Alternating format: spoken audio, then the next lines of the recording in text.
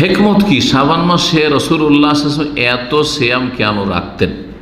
রহস্য কি, কারণ কি, তত্ত্ব কি? এই মর্মে একটি হাদিস রয়েছে সুনান নাসাইতে, হাদিসটি সহিহ। ওসামা বিন যায়েদ রাদিয়াল্লাহু তাআলা আনহু থেকে বর্ণিত, তিনি বলছেন, কুলতু ইয়া রাসূলুল্লাহ, আমি বললাম হে আল্লাহর রাসূল সাল্লাল্লাহু আলাইহি ওয়াসাল্লাম, লাম আরাকা তাসুমু শাহরাম মিনাশ শুহুর মা তাসুমু মিন শাবান, আপনাকে কোনো মাসে রোজা রাখতে দেখি না, সিয়াম পালন করতে দেখি না, যত সিয়াম রোজা রাখতে দেখছি নফল কিসে? শাবান মাসে। তো শাবান মাসে এত সিয়াম নফল কেন রাখছেন? উত্তর শুনে রাসূলুল্লাহ সাল্লাল্লাহু আলাইহি ওয়াসাল্লামের, এটি হচ্ছে একটি রহস্য, একটি কারণ। কালা যালিকা শাহরুন ইয়াগফালুন নাস আনহু, এটি এমন একটি মাস যেই মাসে মানুষরা উদাসীন থাকে, গাফিল থাকে। লোকেরা এ মাসে সিয়ামের ব্যাপার, রোজার ব্যাপারে একটু গাফিল থাকে, যে আর কি আর রোজা রাখবো, গোটা বছর তো নফল টফল রাখলাম, আর সামনে তো গোটা রমজানটা রাখতেই হবে, তো এই মাসটা খাওয়া দাওয়া করি, দিনে পানাহার করি।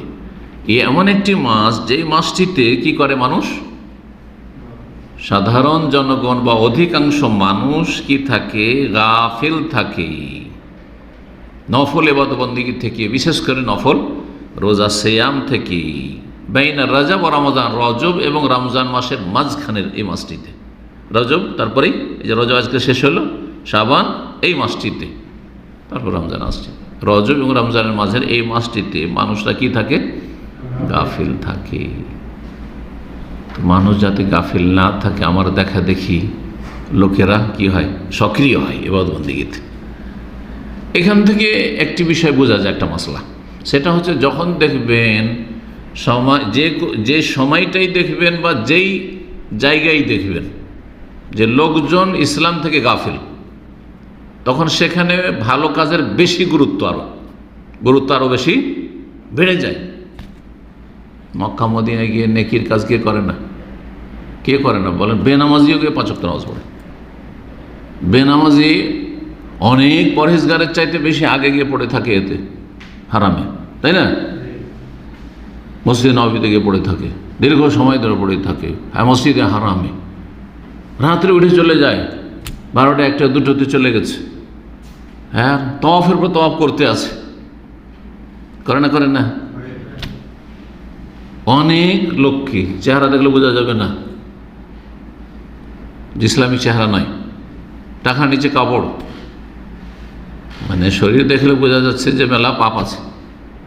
তারপরে এমন কান্না করে গিয়ে আল্লাহর ঘরের কাছে অথবা মসজিদ নববীতে এমন কান্না করে যে অনেক পরহেজগারকে আপনি কান্না করতে এরকম দেখবেন না। তাহলে মক্কা মদিনা জায়গার ক্ষেত্রে হইল, সময়ের ক্ষেত্রে রমজান মাসে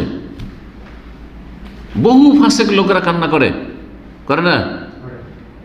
কান্না করে, ইফতারির সময় কান্না করছে, দোয়া করছে, আপনার কি বলছে, জুমার দিনে কান্না করছে, অথবা তারাবির সময় কান্না করছে, বেতরের দোয়ায় কান্না করছে না? আরব দেশে যারা তারাই পড়েছেন আর বেতরের কুনুতের দোয়ায় দেখেছেন যে অনেকে কাঁদতে কাঁদতে চিল্লে কান্না শুরু করে দেয়, কিন্তু চেহারা দেখলে বোঝা যাচ্ছে না তো ভালো কোনো ইসলামিক চেহারা নয়, তাই না? তাহলে কিছু কিছু সময় বা কিছু কিছু স্থানে মানুষ কি থাকে? সক্রিয় থাকে আমলে, কিন্তু কিছু কিছু সময় গাফেল। এমন এলাকায় বাস করেন, অমুসলিম এলাকা বা বেদিন এলাকা, বেদাতি এলাকা, সুন্নতের গুরুত্ব বেড়ে যায় বেদাতি এলাকাতে, বেদিন এলাকাতে হ্যাঁ ধার্মিকতার, নেক আমলের গুরুত্ব বেড়ে যায়, পাপের জায়গাতে নেকির কাজ করার গুরুত্ব বেড়ে যায়। আপনি যে বিল্ডিংয়ে থাকেন সেখানে সব খারাপ লোক, যেই রুমে থাকেন খারাপ লোক, সেখানে নেকির কাজের গুরুত্ব আরও বেড়ে যায়। কারণ হাদিসে কি আসলো, এমন একটা সময় শাবান মাসটা যেখানে লোকজন কি থাকে? গাফিল হয়ে থাকে, উদাসীন হয়ে থাকে। আমি উদাসীন থাকতে চাই না, তার বিপরীত করতে চাই। ওয়াহুয়া শাহরুন, তো একটা কারণ এটা হয়ে গেল। আর একটি কারণ এই হাদিস চলে আসে, ওয়াহুয়া শাহরুন, আর এটি এমন একটি মাস, তুরফাউ ফিহিল আমাল ইলা রব্বিল আলামিন, এই মাসে, শাবান মাসে রব্বুল আলমীর কাছে বাৎসরিক আমলের রিপোর্ট পেশ করা হয়। আল্লাহ রব্বুল আলমীর কাছে দৈনিক রিপোর্ট পেশ করা হয়, সাপ্তাহিক রিপোর্ট পেশ করা হয়, বাৎসরিক রিপোর্ট পেশ করা হয়। দৈনিক রিপোর্ট সম্পর্কে কি হাদিস আছে কে বলতে পারেন? ফজর এবং আসরে, মাশাআল্লাহ, দিনে 2 বার। সাপ্তাহিক সোমবার বৃহস্পতিবার, একজন বললে হয়। আর বাৎসরিক রিপোর্ট এই শাবান মাসে গোটা বছরের রিপোর্ট পেশ করে দেওয়া হলো। আর তারপরে রমজান থেকে আবার নতুন হালখাতা হইল। হালখাতা বুঝেন তো আপনারা? বাঙালি তো ভালোই বুঝেন, যারা ব্যবসা করতে আরও বুঝে। এই রমজান মাস থেকে নতুন খাতা খুললো। জি, এমন একটি মাস যাতে রব্বুল আলমিনের কাছে কি করা হয়, আমলকে উঠিয়ে নিয়ে যায় ফেরেশতারা, গোটা বছরের রিপোর্ট পেশ করে। সুতরাং আমি পছন্দ করি, ভালোবাসি যে আমার আমল আল্লাহর কাছে আমার রোজা অবস্থায়, সিয়াম অবস্থায় পেশ করা হোক। যখন পেশ হবে তখন আমল নামায় দেখবে যে আমি কি করছি, বেশি বেশি সিয়ামে আছি, রোজা অবস্থায় আছি। শেষ রিপোর্টটা আরও ভালো হবে। যারা মাদ্রাসায় পড়েন বা স্কুলে পড়েন, যেই ক্লাসগুলো সার্টিফিকেটটা গুরুত্বপূর্ণ, সার্টিফিকেট দেওয়া হবে। যেমন প্রাইমারি শেষ হলো একটা সার্টিফিকেট, মাধ্যমিক শেষ হলো ক্লাস 10-এর একটা সার্টিফিকেট, 12 শেষ হলো একটা সার্টিফিকেট, অনার্স শেষ হলো একটা সার্টিফিকেট, ঠিক না? মাস্টার্স হলো, পিএইচডি হলো। কিন্তু তার আগে 7, 8, 9 এগুলোতে হয়তো ওর তো রেজাল্ট ভালো করে না।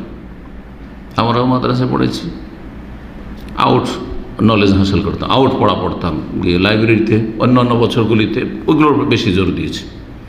কিন্তু যখন লাস্ট ইয়ার মদিনা ইউনিভার্সিটি আসতে হবে, যে এই বছরে ফাইনাল ইয়ার, সেই বছরে যতটা চেষ্টা করা সম্ভব রেজাল্ট ভালো করতে হবে। আরে কম্পিটিশন, কে এগিয়ে যেতে পারে, কে এগিয়ে যেতে পারে। জি, এইভাবে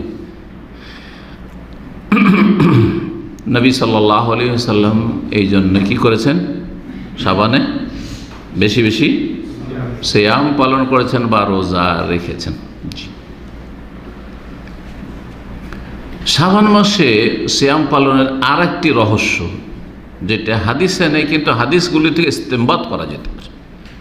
উলামা ইকরামগণ, যারা ফুকাহা এবং উলামা মুহাদ্দিস, তারা ইস্তেমবাত করেছেন, যেটা আমাদের দ্বীনি জ্ঞানকে বৃদ্ধি করে এবং ভালো কাজে উৎসাহিত করে। সেটা হচ্ছে রমজান মাসের জন্য শারীরিক মানসিক প্রস্তুতি।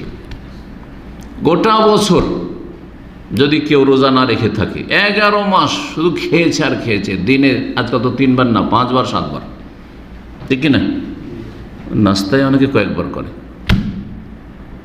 বাসা থেকে নাস্তা করে এসছে, আবার দেখছি অফিসে সব নাস্তার পার্টি বসে, ওখানে আবার খেয়ে নিল। হ্যাঁ, আরও কিছু কেউ নিয়ে চলে আসলো, যখন যা আসছে চলছে, কার কিনা অনেকে দুপুরে খেলো, আবার বিকেলে একবার, আবার মাগরিব এশার মাঝখানে একবার চা পানি, আবার রাত্রে একবার খেয়ে দিয়ে শুইবে। 5 বার 7 বার অনেকের। এই যে খাওয়া 11 মাসের যাদের অভ্যাস, নর হোক আর নারী হোক, হঠাৎ করে রমজান চলে আসলো, আরে এমন ব্রেক লাগানো হলো যে সারাদিন খেতে হবে না। 14 ঘন্টা, 15 ঘন্টা, 16 ঘন্টা, 18 ঘন্টা খেতে হবে না, অনেক জায়গায় 20-21 ঘন্টা। পশ্চিমা দেশে এমন এলাকা আছে যে 20-21 ঘন্টা রোজা রাখতে হবে, মাত্র 3-4 ঘন্টা রাত। তো কত কঠিন হয়ে যাবে, হবে না? কিন্তু যারা শাবান মাস চলে এসছে, রে এখন থেকে একটু ট্রেনিং করি, না খেয়ে থাকার অভ্যাস করি, অভ্যস্ত হই। না খেয়ে থাকতে যদি অভ্যস্ত হয়ে যান তো খুব সহজ, আর খাওয়াতে অভ্যস্ত যদি হয়ে যান তো পেট খালি একটু হলেই জ্বালা শুরু করে দেবে। বাস্তব অভিজ্ঞতা দেখুন, পরীক্ষা করে। যেদিন বেশি খাবেন সেদিন বেশি খিদা লাগবে, আর যেদিন যত কম খাবেন তত কম খিদা লাগবে। যারা এই যে ডাক্তারি পরামর্শ নিয়ে, আর বাংলা ভাষাভাষী বেশি, কারণ বাঙালি ডাক্তারের পরামর্শ দিচ্ছে, এগুলো বেশি আরও। তো এই যে শুরু করেছেন ওয়াটার ফাস্টিং, পানি খেয়ে রোজা, ওয়াটার ফাস্টিং, তো এতে এই যারা ট্রেনিং করে নিয়েছে ওদের কিছুই লাগে না, বলছে আমাদের আরও ভালো লাগছে। কিন্তু যারা দিনে 3 বারও খান, তাদের জন্য কত যে কষ্ট করে এটা হঠাৎ করে। এটা সম্ভব? সম্ভব নাকি? আচ্ছা, ভাত খেলাম না খেলাম, কিছু তো খেতে হবে, তাই না? তো অভ্যাস তো হওয়া, তো যাতে করে হঠাৎ করে রমজান চলে আসলো, আর আগে থেকে শারীরিক প্রস্তুতি নেই, না খেয়ে থাকার অভ্যাস নেই, আর মানসিক দিক থেকে মন মেজাজ তৈরি নেই, হঠাৎ করে গরমের দিনে, প্রচণ্ড গরমের দিনে বড় দিনে রোজা পড়ে গেল, মুশকিল হয়ে যাবে।